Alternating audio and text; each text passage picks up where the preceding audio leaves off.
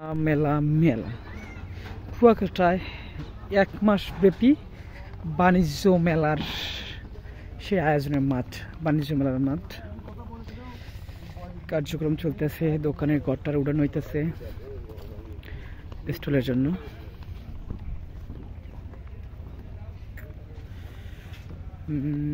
বিভিন্ন রকমের বিজনেস যারা করবে তারা প্রায় চলে আসতেছে।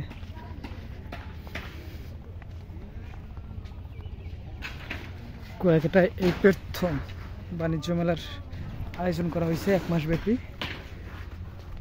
আগামী 5 তারিখের ভিতরে পড়বে মেলা শুরু হইবে। আগে আমি তাহলে আরে আনা যাইতে ওই কি লাগছে সুস্বাগতম দি নিউ রাজধানী সার্কাস। বাহ, এই বাইরে কিন্তু দেখতে টিন দিয়ে বেড়াতেছে।